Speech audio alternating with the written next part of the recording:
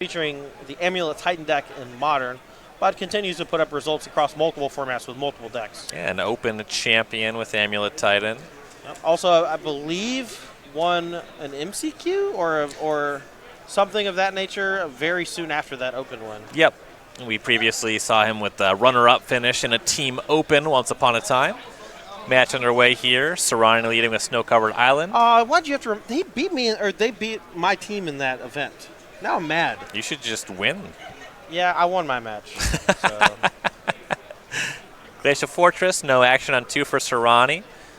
For Pulliam, it's an attempt at a Chalice on 1 off of Cascade Bluffs. Now, to be clear, the Chalice of the Void does shut down a number of cards in Shaheen's deck, but his iteration is not really that focused on one-mana cards, and a lot of those one-mana cards actually get brick-walled by just no creatures from the opposing side. 4 of them are Path to Exile, right? So they're just going to be mostly useless in the matchup anyway. Bit of a tempo play for Soorani. Turn 3 to Fairy Time Raveler is just going to bounce that Chalice and draw a card. Now, if you look on Cardboard Live, you'll see exactly how many one-mana spells are in his deck. Oust, there's a 1 of. Path to Exile, there's 4 of. Those are the big ones, right? But they're mostly useless here. And then 2 Spell Snare, 1 Surgical Extraction, and 4 Opt, and that's it. So Chalice of the Void is good, but it's not that good. So this is an interesting development as we go to Pulliam's turn. Welding Jar, Mox Opal, Chalice deployed on 0, so you can use the Opal to cast a Narset Parter of Veils. Okay. I can dig it. Puts that to 3, finds a Snaring Bridge.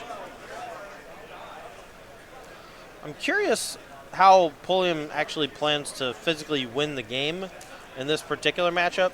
I feel like Shaheen has a lot of these tools that go over the top of Chalice of the Void, over the top of Bridge from Snaring Bridge. I gotta think that Shaheen is just naturally favored in this matchup. Over on Shaheen's side of things, 4th land is Field of Rune. Now has Cryptic Command mana online. Ticks Teferi up to 2. One element of Pulliam's list, he does have that Teferi's Puzzle Box, 1 copy there, that combines with the Narset. No, for sure. He doesn't have something like Teferi Time Raveler to 100% lock the opponent. So if he has something like Cryptic Command in his hand, he can always bounce the Puzzle Box with, or the Narset with the Puzzle Box trigger on the stack. So he doesn't lose his entire hand. You see some 1-mana spells going through Shaheen's hand. Some of the white mana removal spells, those are whatever, but there is an Opt that is now freed up. Notably that Chalice on 0 not doing anything against Shaheen. Yeah, Shaheen really tanking on whether or not to deploy Jace the Mind Sculptor while the shields are down for Pulliam. Ultimately deciding to hold up Cryptic Command here instead. And we'll see what Pulliam can do as we are back to his turn. Didn't have the 3rd land on the previous turn. That's why you saw the Chalice on 0 to turn on the Mox Opal. He's going to minus the Narset down to 1 to take another look. See some more Chalices among the cards. He's going to pick one of those up. Chalice on 2 would be a bit interesting if he has the land. He does have the land. Here's a Blast Zone.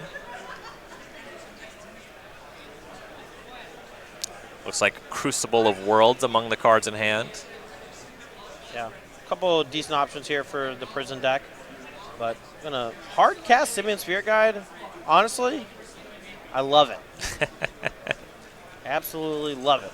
I think honestly this might require an answer from Shaheen in some way or another. Cryptic Command to counter draw card would be okay. But those 1-mana removal spells are unlocked, and the Simian Spirit Guide actually allows his Timely Reinforcements in hand to generate an extra card, or generate 1/1s. Yeah, Simian Spirit Guide, definitely not one of the more impressive things to play. And notably, Shaheen is under a Teferi Plus, so we can end step the Timely. You see them do that here. Yeah, and it has to feel good to be able to put 3 of your own token on the battlefield. Yeah, do that now and again with the treasure map, so I can tell you it does. Yeah. So Shaheen here also going to be casting the Opt. Narset only works as a way to stop your opponent from drawing more than 1 card each turn, so stuff like Opt can be cast during your opponent's turn for full value and not get locked down. Back to Soorani. It's an oust on the Spirit Guide. Ugh. That is ugly. Cannot feel good about that if you're Pulliam. Yeah, going to gain some life, but not a huge deal in this case. And then Shaheen going to swing on through with these 1-1s, knocking off the Narset, making sure that the draw ability doesn't really affect him much. And here, if he wants, he can deploy Jace the Mind Sculptor or continue holding up Cryptic Command. If I'm him, I think I hold up Cryptic Command because you're in a pretty good spot here. So he's shocked for Hallowed Fountain down to 18. He's going to play the Jace. That's a fine line as well. Not a whole lot can go wrong next turn. Pulliam a little light on mana. Shaheen knows about Ensnaring Bridge as one of the 3 cards in hand, and they know Deckless, and he knows that there's not a whole lot that William can really do next turn to punish him. Jace will Brainstorm, and Soorani will pass. See if Pulliam can do something a little bit better than casting a 2-2.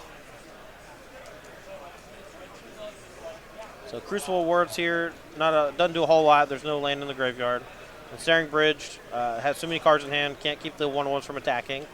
It might be good to just go ahead and get one of those expensive cards out of your hand, though.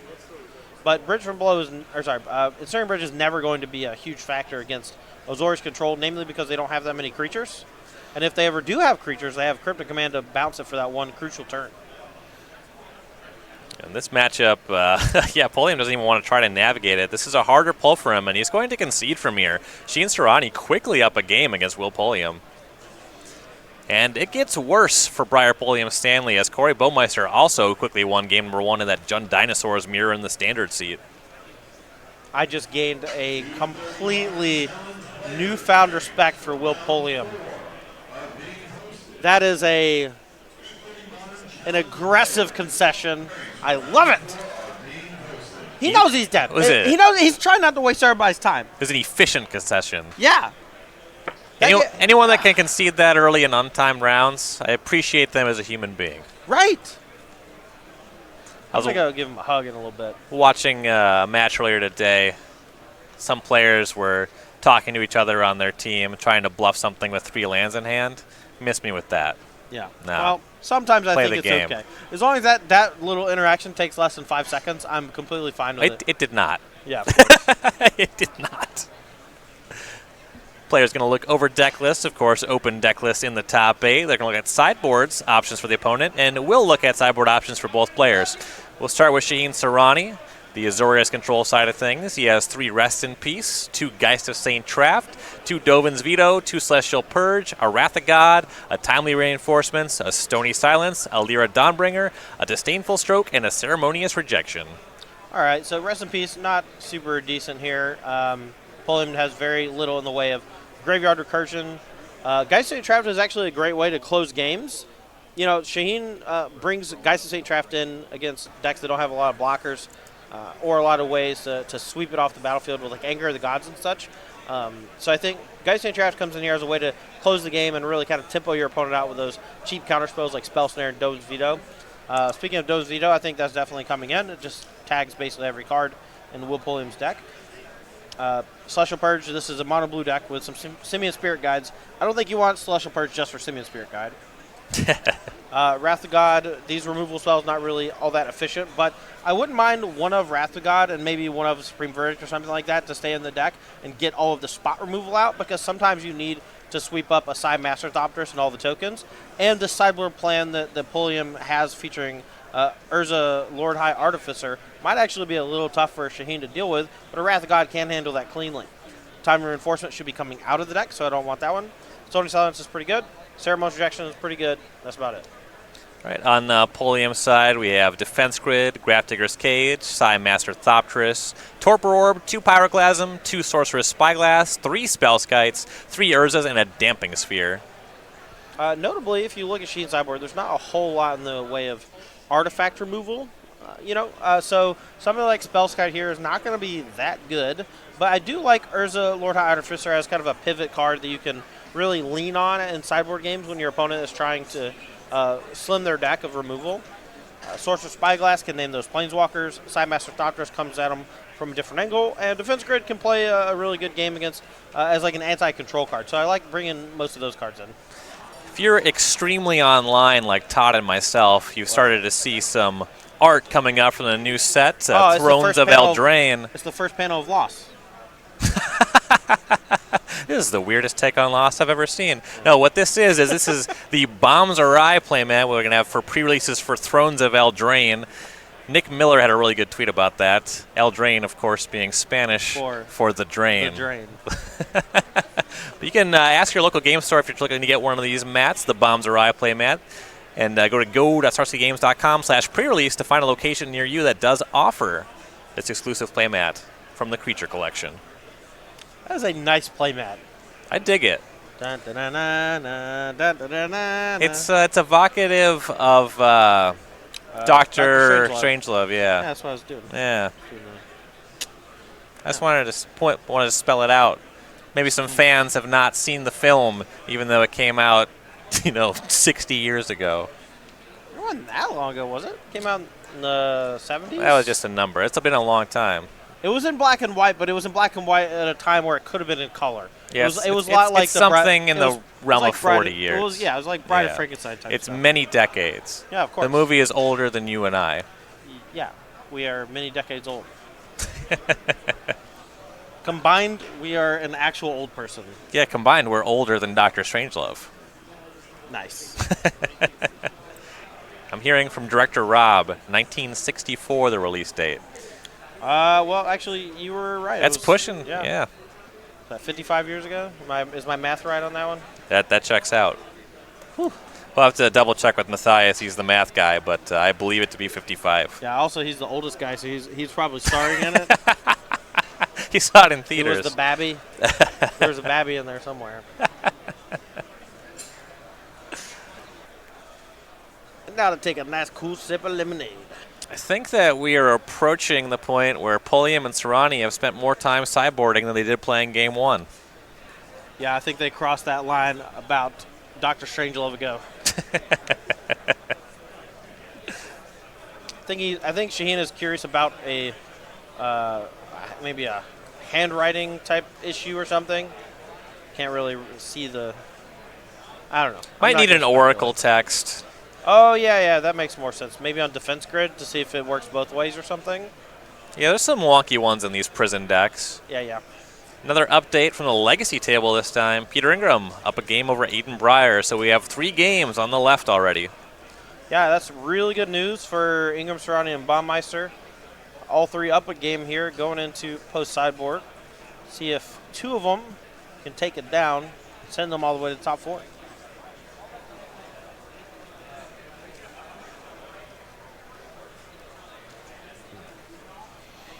I don't know what else to say. I ran out of things to talk about. Dr. Strangelove was my bottom. The well is empty. That's it. I mean, I could talk about some inappropriate things, but... Okay, I'll try to rein you in here. All right, how about just... well, it's on the topic of old movies. There we go. I've been thinking about the movie 2001: A Space Odyssey a lot lately. We passed that one a long time ago. Yeah. It had its 50th anniversary within the last year. That's Stanley Kubrick. And they re-released it in theaters. And so I went and I watched it in a theater because I figured you don't often get an opportunity to do something like that. And if you haven't seen the movie, or if you've only watched it at home, you don't fully appreciate how grating every part of it is. Sure. The entire time I was sitting there just wondering just the exact question, how is this a movie? Well, it's more of like a collection of short stories, right?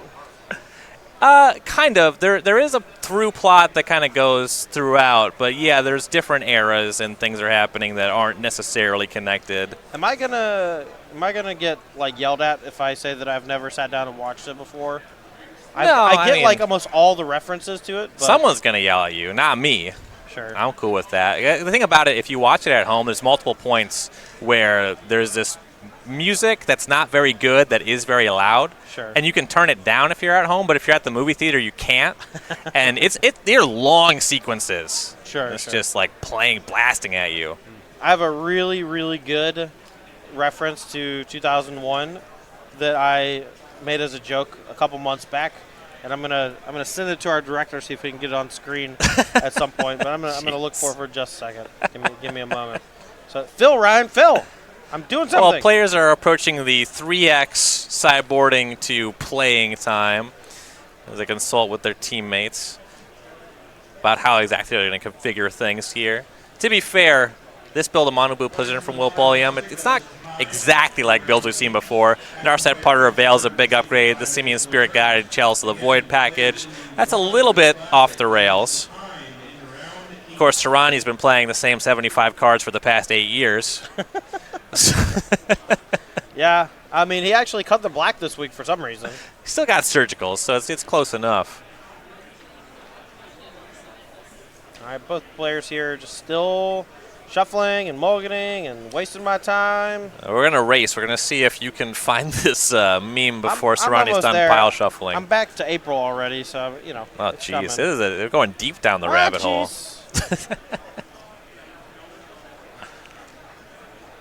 Has to do with like a hooting mandrill. Oh, man. I just don't remember the text. Otherwise, this would be a lot easier to find.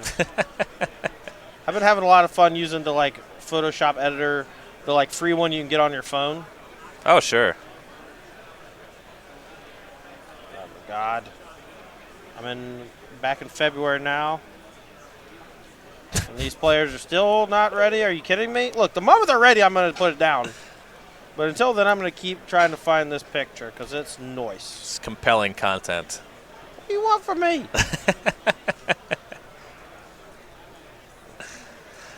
One thing I want to say about the Legacy seat. I watched some of Harlan Fear's matches this weekend. He's playing a version of 4-color control featuring Tarmogoyf. Okay. Tarmogoyf has looked really well positioned in Legacy. And I feel like this Is It Delver deck that Brier is playing might be seeing that one pushed out of the metagame. Yeah, for sure. I just think Tarmogoyf, like you said, is in a really great place. And splashing for Wrenn and 6 seems like a no-brainer. And because you do that, you actually get a more efficient threat in Tarmogoyf. And you just get, more creatures that are harder to kill and cheap, and that's exactly what you want in Legacy. I hope we see people start playing Submerge again. That'd be tight. I'd be into it. Love me some Submerge. Okay, apparently this happened. I tweeted this a way longer ago than I thought, because I am currently in January, and I still haven't found it. And looky here, they still haven't started, so, Passage of time becomes very strange when you get to be in your late 20s. They've been sideboarding and mulliganing for 14 minutes. It's less than that. Okay. It's like 10 minutes. 13 minutes.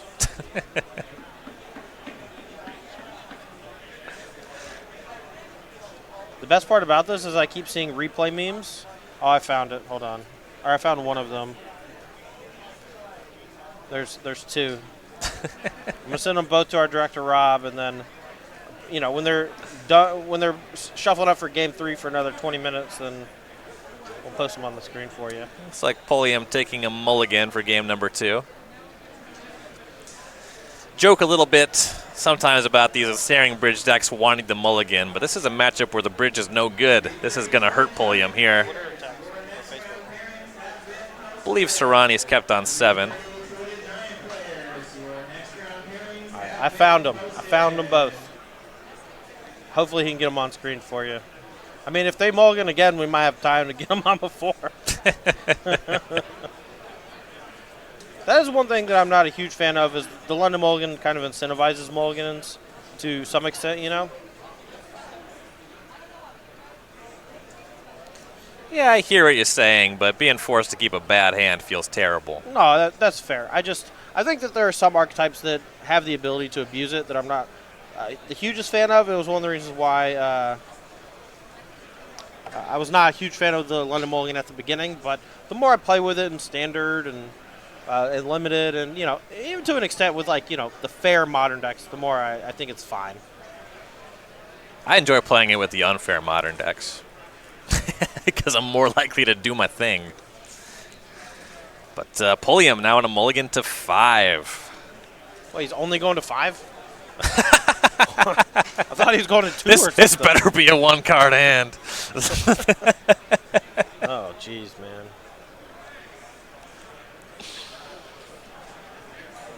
All right, so about those pictures. We're working on it. It's going to be a second. It's been a notable dearth in memes on coverage this weekend. Let's try to crank those numbers up. Yeah, we have director Dan in the booth as well. Dan is the king of the memes. Dan loves a meme. He's a regular. Whenever we're doing Versus Live, every now and then he'll like Photoshop together a little 1-2 punch based on the decks we're playing and stuff, or whatever we're referencing. We're hanging out at the karaoke bar Friday night. Director Dan Thanks for the invite. sang a Motley Crue song, which is hard to appreciate unironically, but it was a good time. I mean, I don't know what you got against Motley Crue, but in high school I listened to them unironically. Look, we both had old dads. That is Made us true. listen to I still have an old dad. Classic rock. Motley Crue somehow fitting somewhere in classic rock, even though they were a band about the same time I was born. My dad more listened to CCR. That's a callback. Tularia West. Pulliam has finally kept a hand. 5 cards. Snow-covered island for Soorani. Cascade Bluff. Simeon Spirit Guide. Not casting it this time. Here's a Narset. That's a pretty good one here on turn 2. It's going to potentially recoup some of that lost card advantage from the Mulligans. And he's also casting it off the Spear Guide, though, so he is sacrificing one of those precious resources. Opt in response for Soorani, looking for a force of negation. Yeah, even if it sticks, though, it's not that bad. With Pulliam on so few raw resources, the static effect is going to be more important here, I think, than anything else, because the static shuts down stuff like Jason Mind Sculptor and Teferi here of Dominaria pluses. Ops cries to the bottom. Narset resolves. Pulliam's going to take a look at 4 cards here. Believe looking at grabbing Mishra's Bobble, and that is the take. Really firing on all cylinders.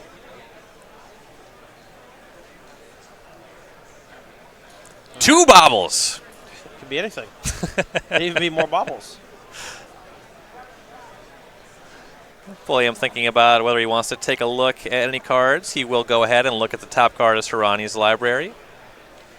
Now, one thing he could have done is with Mishra's Bobble, he could have actually targeted himself first. And if he saw Psy, Master Thopterus on top, maybe you don't deploy the second one just yet, because maybe you need that extra 1/1 token. But here, Pulliam just going full-blown Mishra's Bobble mode, looking for something to do here on turn 3. So he looked at Soorani's draw step in Soorani's upkeep, and then later looked at the top card of Soorani's deck.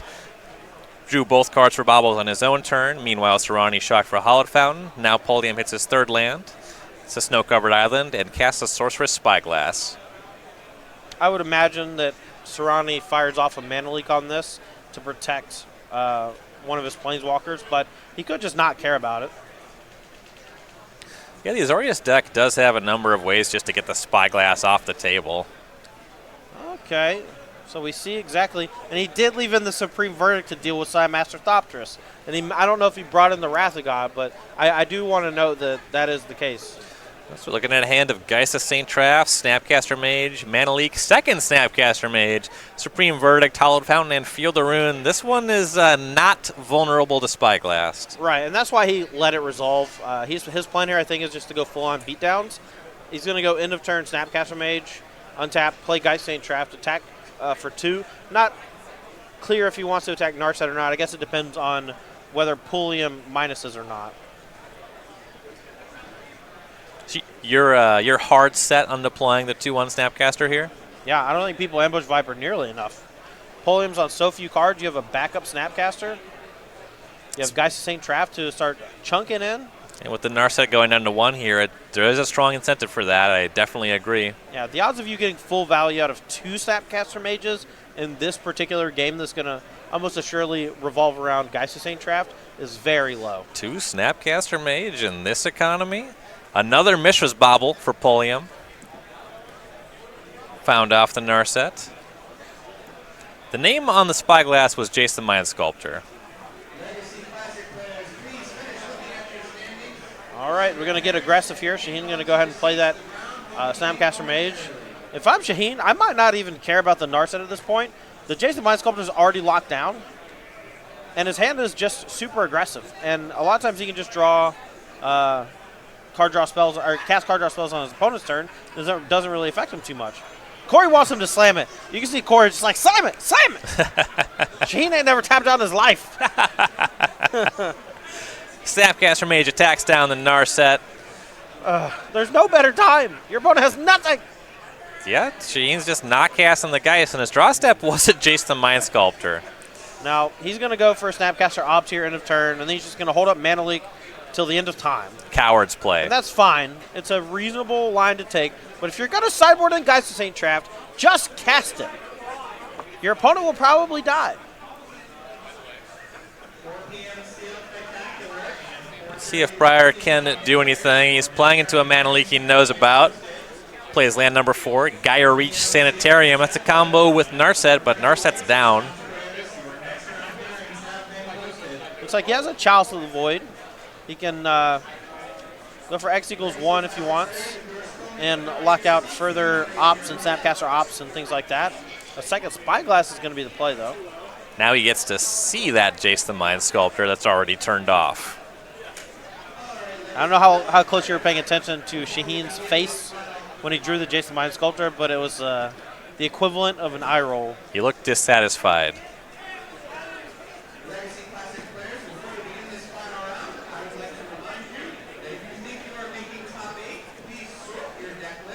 We do have a backup from one of our off-camera features. Our 6th seed, Nigel Riley Mason, they won 2-0 over Cruz Stillman Capstick. Bomberman lives on. Yeah. It's no longer a meme. It's in the top 4 of a team open. Now, what do you name here if you're Will Pulliam with this Sorcerer Spyglass? You have Jason Mind Sculptor locked down. Do you just name Field of Ruin? Keep the... I have an answer for you. Sure. Teferi Hero of Dominaria. That's Cool. the official name. All right. Snapcaster Mage for Soorani is going to flash back that op, scries to the bottom. Or maybe not. No, he does. And he'll draw. He's Pulliam, just never going to cast it. Pulliam held off on that Chalice. So now we see both Snapcaster Mages attack. Pulliam to 16. Is he going to wait until he has 5 mana to cast the Geist? Yes. So you're going to wait until the game is over to cast the Geist? My point exactly, Ryan. We're just like two brothers. Tapped, Hallowed Fountain, go. We're just two brothers.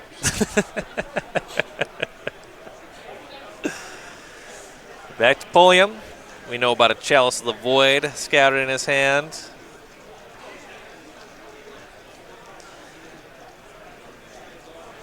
All right, 4 mana here. Probably going to be a Chalice for 2. An emphatic Chalice for 2. Yep. And it gets mana leaked, of course. Can't take that one with you. He's going to be attacking Pulliam down to 12 this turn and likely playing a Geist of St. Traft.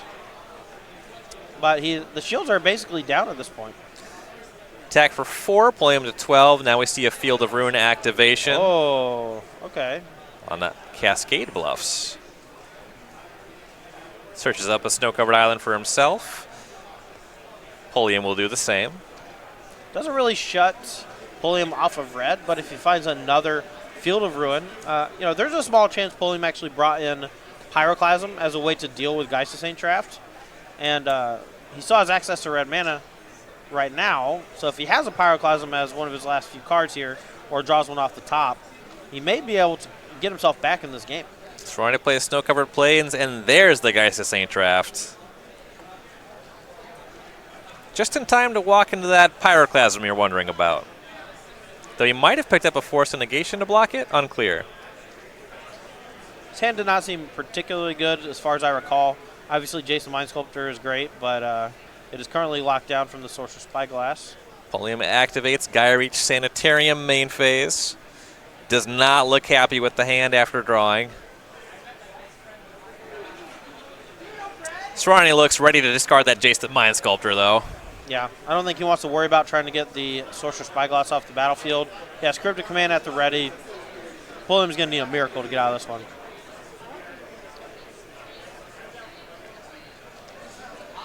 Unless he has Pyroclasm right now, that Cryptic Command should lock the door. And his back is against the wall because Peter Ingram did defeat Aiden Brier 2-0.